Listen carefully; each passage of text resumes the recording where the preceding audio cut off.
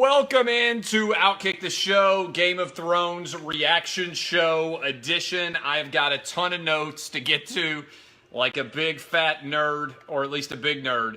I have got everything that I took down, 1,000 words of notes that I took down over the course of today's show. I have a lot to get to. I know that everybody's fired up and everybody's ready to roll. Appreciate all of you coming to join me here. I'll have a column up writing about this. I'm fired up. I'm going to write about it tonight. I'm going to stay up late, probably be up till midnight before I get back. But I'm going to start off and move in a chronological fashion. All right. So I understand that a lot of you want to talk about the way things end or particular segments that stood out to you.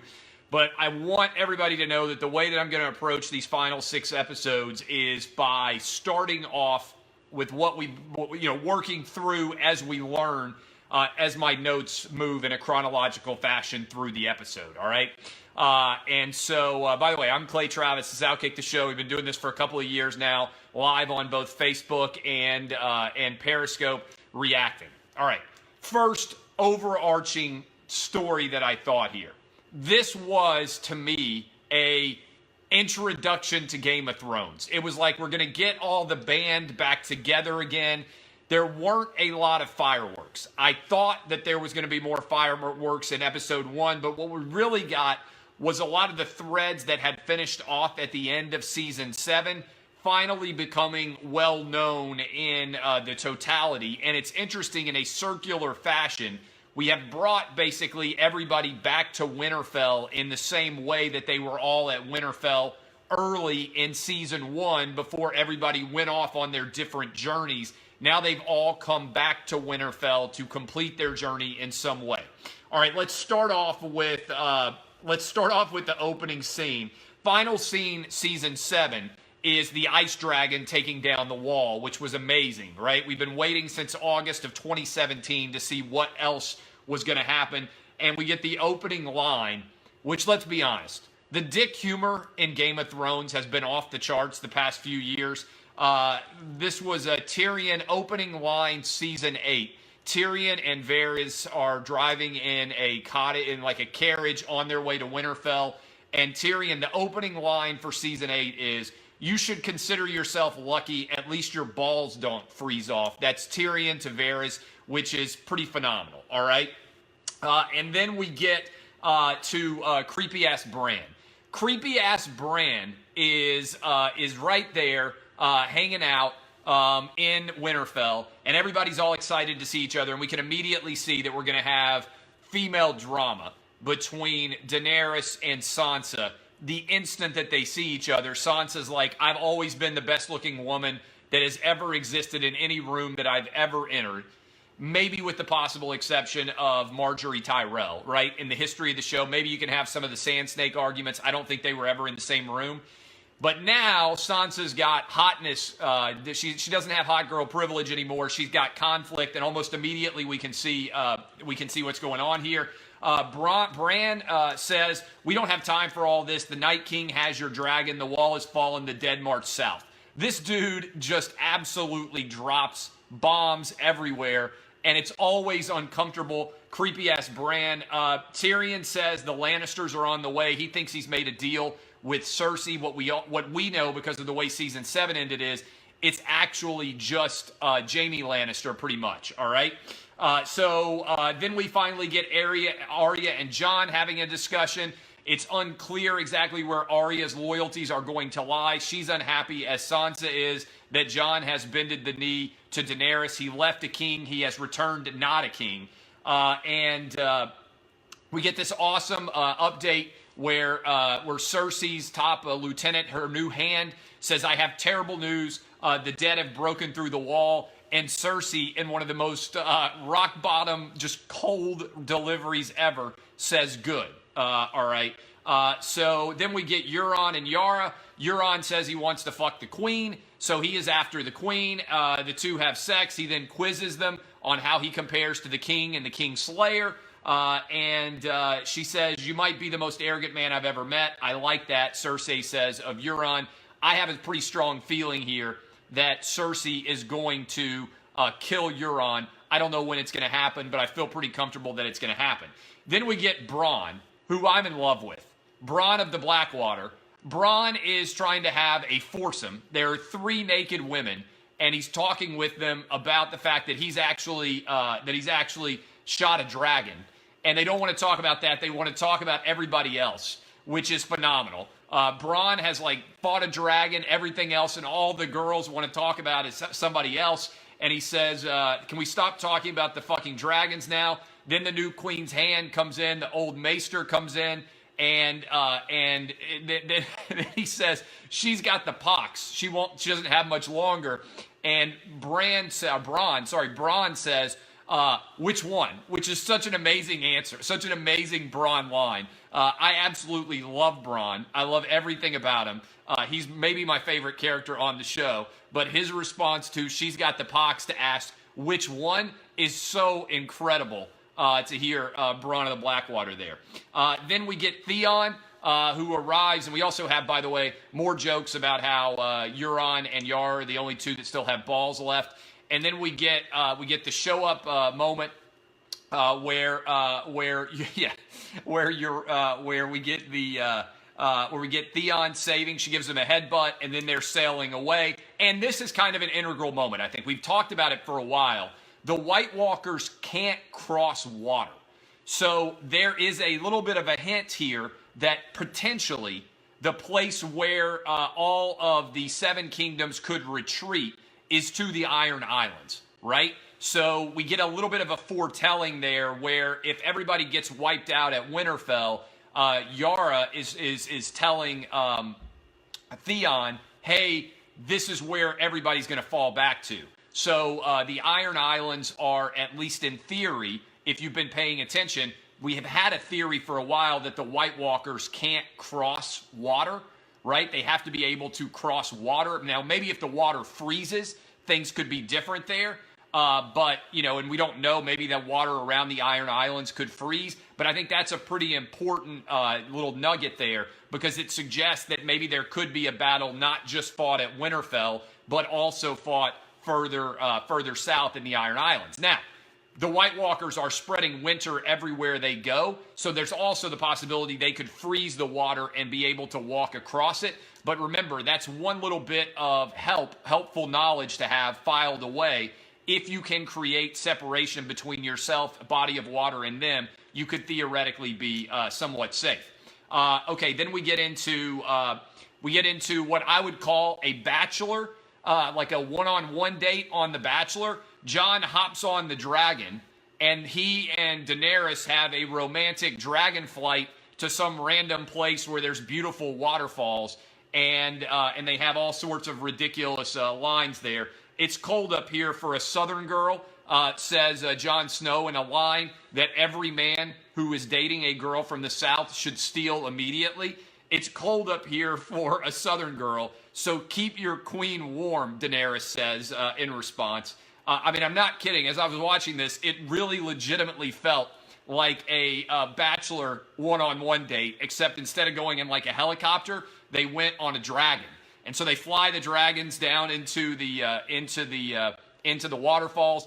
And I kind of halfway expected for a country music act to come out from behind the waterfall and start playing, and then there's suddenly a big crowd and everybody starts dancing. It was insanely cheesy, all right? An insanely cheesy part of the show. And I'm like, I waited 18 months for a crappy bachelor date on the greatest television show of all time. They could have at least had a hot sex there in the snow, or something interesting could have happened other than them just flying there. I also was thinking, what if Jon Snow just fell off the dragon? This also, by the way, as if we had any doubt, proves that he's a Targaryen because he's the dragon. I think there are 3 dragons left alive. I think that you're going to find out that Tyrion is also a dragon. By the way, that Tyrion, Daenerys, and Jon all have Targaryen blood. So then we get the Gendry and Arya flirtation. Gendry, big, strong arms, because he's been rowing for like 3 seasons, and now he's just hammering away, making the dragon stone. Big, strong, buff Gendry, and now Arya's like throwing game at him. We also get the interaction with the Hound, who is one of my other favorite characters. He says, "You're a cold little bitch, aren't you?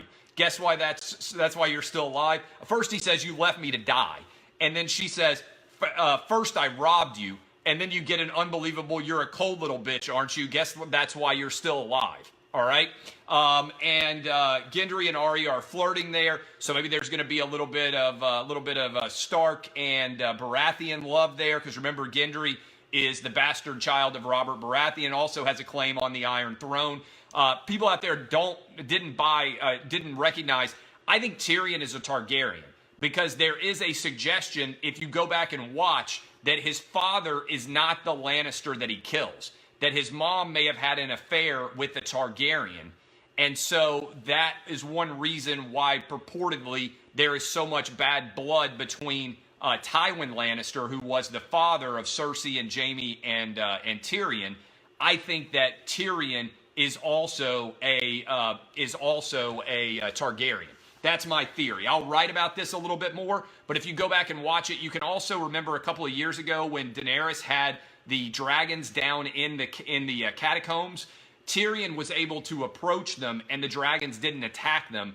That's one sign that you might have Targaryen blood. That's also why some people believe, like my wife, that the Night King is a Targaryen, because he was able to fly on the ice dragon. Now, maybe the rules are different when you're the Night King and it's an ice dragon and he has dominion over every sort of figure there is. We don't know, but that's at least a theory that the Night King might have at one point in time been a Targaryen. Then we get a Sansa and a Jon discussion about how much she trusts him.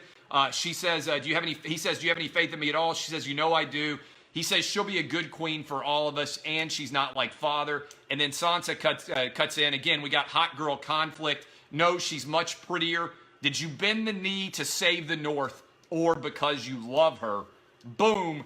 Dramatic, melodramatic question. Could have been phrased in Dallas back in the day. The melodrama growing there. Then we get Samwell. He finds out that Daenerys killed his father and his brother, the Tarleys, the greatly named Dickon Tarley. If you remember him correctly, she had him burned by the dragons for refusing to bend the knee. And then Samwell is stunned by this revelation. He comes outside, and who is there sitting in the darkness watching everything but creepy-ass Bran right there. And creepy-ass Bran says, it's time to tell Jon the truth, because Jon and Samwell Tarly have both figured out that Jon is actually the true king and that he's the product of Rhaegar Targaryen. All right? So, we get Sam, he finds Jon in the crypt, and this is the point in the show where, for whatever reason, they decide to film everything so that it's pitch black and it's almost impossible to see anything. I don't know about you guys, I had my laptop taking notes, and I had to turn off all the lights, and I still couldn't see anything.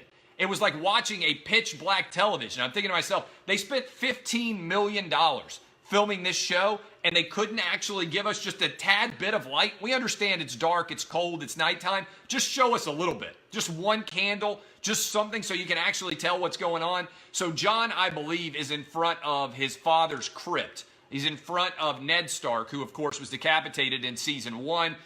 And Sam comes down. He says, I'm not talking about the king of the north. I'm talking about the bloody king of the seven kingdoms. Your mother was Lyanna Stark, and your father was Rhaegar Targaryen. You've never been a bastard. You're the true heir to the Iron Throne. Says that your father, Ned Stark, lied to protect you. You're the true king. Jon then realizes almost immediately, you can see him thinking to himself, oh my God, I've been screwing my aunt. I've got the hottest aunt of all time. This, by the way, would kill on Pornhub, right?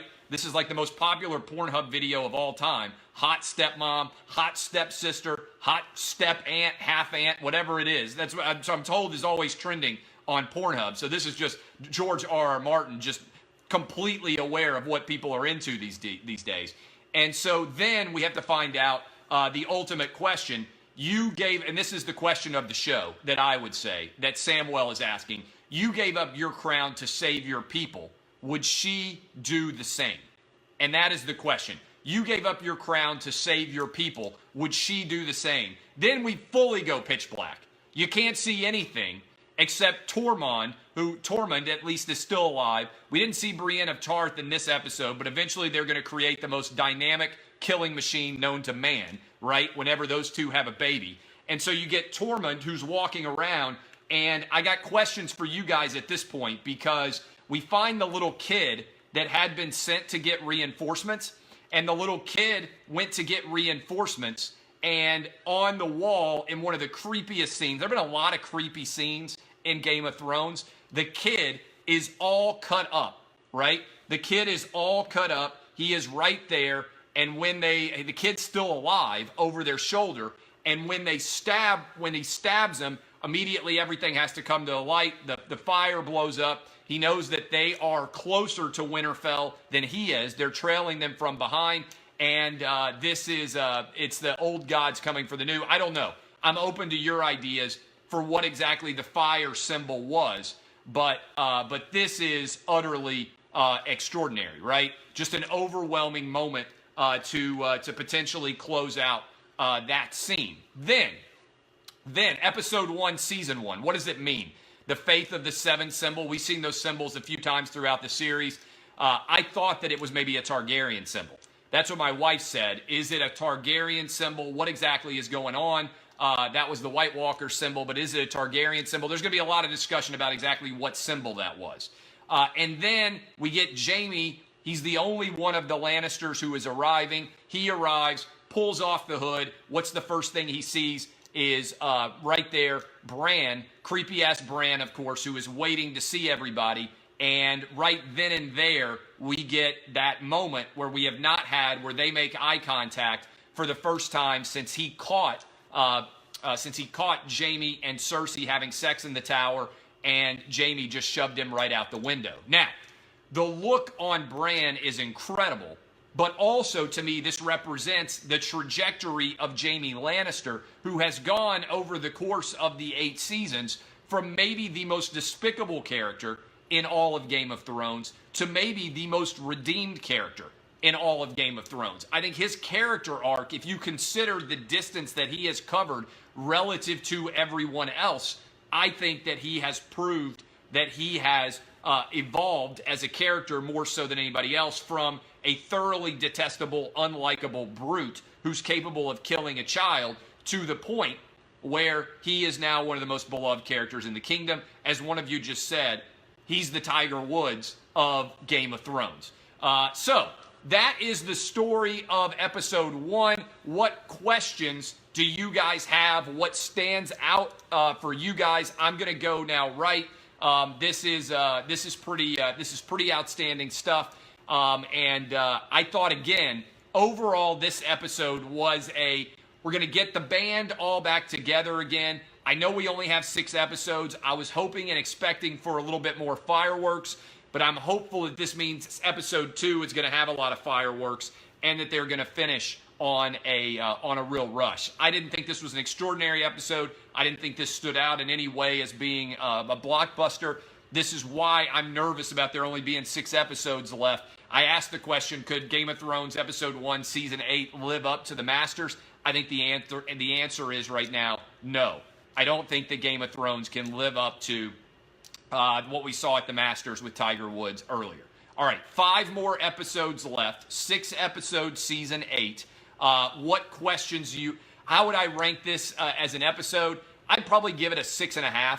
The reason why I would give it a 6.5 is most all of the revelations that we got in this episode, we already knew, even if the characters themselves did not know. To me, this was an episode to catch up all of the characters that are in the show so that they now have all the knowledge working going forward that we already had. It was a little bit strange that we all knew who Jon Snow's father and mother were, and Jon Snow did not know. And so now he has that knowledge, and the tension of what is Daenerys going to do with this knowledge now that she theoretically understands that his claim to the Iron Throne is better than hers. So I think this was about kind of bringing everybody to Winterfell. Again, it's kind of a mirror image of season 1. For the people who are still alive, they're all ending up at the same place.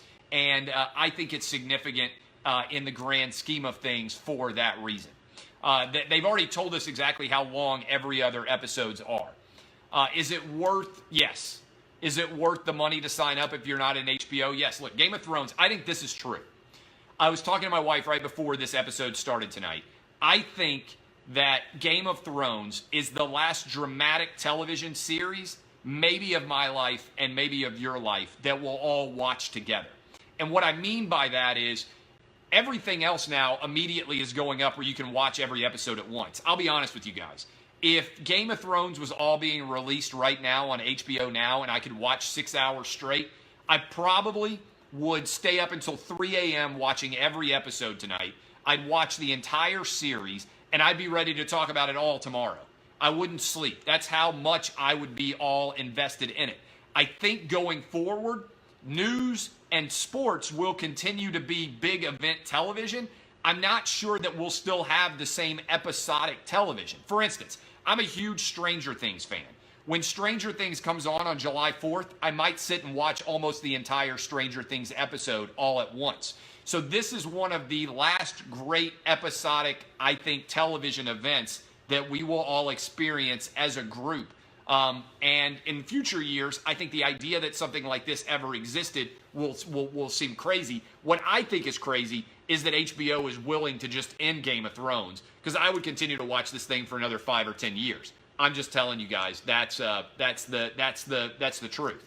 So I appreciate all of you. I am going to go write my article now. If you are a fan of what I do, I've done it for season 4, 5, 6, 7, and now 8. There's about 60 or 70,000 words that I have written about the Game of Thrones television series, and I'm going to go write that as well. I appreciate all of you. I know there's going to be a prequel, but it'll be totally different. Just like the prequel for Breaking Bad is totally different. I understand, so it's going to have totally different characters and everything else. I love all of you. My name is Clay Travis. DBAP unless you need to SBAP. I'm going to go right now, and we will be back shortly after that. I'll be live tomorrow. We're going to talk about this. Take phone calls live on my Outkick the Coverage morning radio show, all 50 states. You can listen to it anywhere in the country. You can stream it, foxsportsradio.com. You can listen to it on satellite radio. You can find it everywhere. Winter, somebody just said, winter is here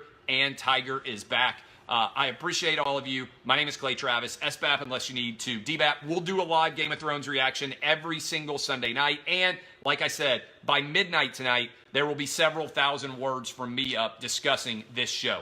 Kisses. See you guys. Bye. Love you. Thank you, Facebook. See y'all.